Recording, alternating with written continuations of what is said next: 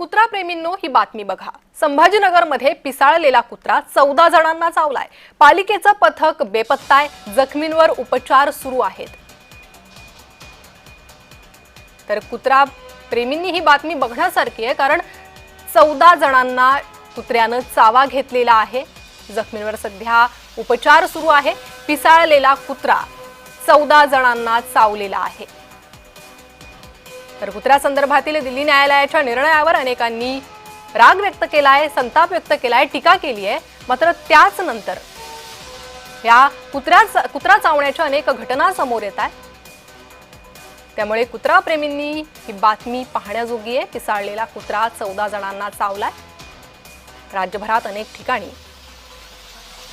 कुत्रा चावण्याच्या या घटना वारंवार घडत आहेत। पालिकेचं पथक मात्र बेपत्ता पाहायला मिळत आहे।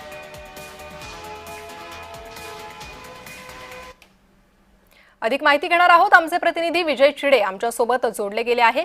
विजय, संभाजीनगरमध्ये देखील कुत्र्यांचा हैदोस पाहायला मिळतोय। 14 जणांना पिसाळलेल्या कुत्र्यानं चावा घेतलाय। नक्कीच प्रणिता, जर पाहिलं तर छत्रपती संभाजीनगरच्या सिडको भागामध्ये जे आहे ती संपूर्ण घटना घडलेली आहे। तब्बल एक पिसाळा कुत्रा जो आहे त्या कुत्र्याने तब्बल 14 जणांना जो आहे तो चावा घेतल्याची धक्कादायक घटना जी आहे ती समोर आल्याची आपल्याला पाहायला मिळत आहे। अक्षरशः सीसीटीव्ही जे आहे ते देखील समोर आलेले। कुत्रा जो आहे तो संबंधित व्यक्तीवरती जे आहे ते तुटून पडत असल्याचं पाहायला मिळत आहे। अक्षरशः रक्षबंबळ जो आहे तो त्या व्यक्तींना केलेला आहे। अक्षरशः 14 जणांना यामध्ये त्यांनी चावा घेतलेला आहे। काही महिलांचाही समावेश आहे, त्याचबरोबर काही चिमुकल्याचा देखील यामध्ये समावेश असल्याचं आपल्याला पाहायला मिळत आहे। तर एका वृद्ध व्यक्तीला देखील चावा घेतलेला आहे। त्या व्यक्तीच्या चेहऱ्यावरती कुत्र्याने चावा घेतला असल्यामुळे त्या रक्तबंब जो आहे तो त्या व्यक्तीचा चेहरा झाल्याचं आपल्याला पाहायला मिळत आहे। तो कुत्रा अद्यापही मोकाट असल्याचं सांगितलं जात आहे। तब्बल तो कुत्रा जो आहे तो 4 वाजल्यापासून व्यक्तींना चावा घेत होता। सायंकाळी 8 वाजेपर्यंत कुत्र्याने तब्बल 14 जणांवरती चावा घेतला होता। संपूर्ण रुग्णांवरती जर पाहिलं तर छत्रपती संभाजीनगरच्या घाटी रुग्णालयात जे आहे ते विजय, मात्र एक गोष्ट पाहण्यासारखी आहे की पालिकेचं पथक बेपत्ता आहे। काय कारण समोर येत आहे?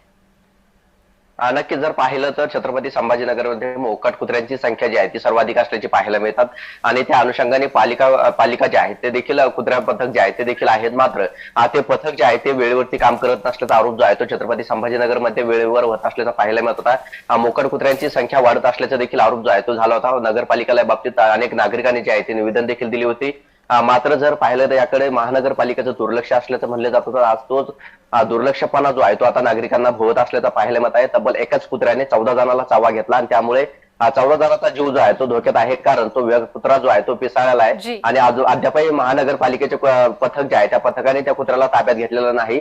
त्यामुळे तो कुत्रा आतापर्यंत किती जणांना चावा घेणार आणि त्या महानगरपालिका त्या कुत्र्याला कधी ताब्यात घेणार हे पाहणं महत्त्वाचं असणार आहे। विजय, धन्यवाद या सविस्तर माहितीसाठी। तर पालिकेचं पथक मात्र बेपत्ता आहे। जखमींवर उपचार सुरू आहे। या एका पिसाळलेल्या कुत्र्यानं संभाजीनगरमध्ये हैदोस घातलेला आहे। 14 जणांना या कुत्र्यानं चावा घेतलेला आहे। राज्यात अनेक ठिकाणी अशा घटना समोर येत होत्या। नागपुरात देखील कुत्र्यांचा हैदोस पाहायला मिळाला होता। एका चिमुकलीवर कुत्र्यानं हल्ला केला होता आणि तिला जखमी केलं होतं। चिमुकली या थोडक्यात बचावली होती आणि त्यानंतर राज्यभरातून अशा घटना सातत्यानं समोर येत आहेत। त्यामुळे मोकाट कुत्र्यांचा प्रश्न पुन्हा एकदा ऐरणीवर आलेला आहे। संभाजीनगरमधली ही घटना आहे। पिसाळलेला कुत्रा 14 जणांना चावलेला आहे। त्यामुळे नागरिकांच्या जीवाचा प्रश्न उपस्थित होतोय। आता या सर्व जखमींवर रुग्णालयात उपचार सुरू आहे। मात्र याच पार्श्वभूमीवर पालिका काय करते, पालिकाचे पथकं कुठे आहेत असा प्रश्न उपस्थित केला जातोय। त्यामुळे न्यायालयाच्या निर्णयावर प्रश्न उपस्थित करणाऱ्यांनी याही गोष्टीचा विचार करणं अत्यंत महत्त्वाचं आहे।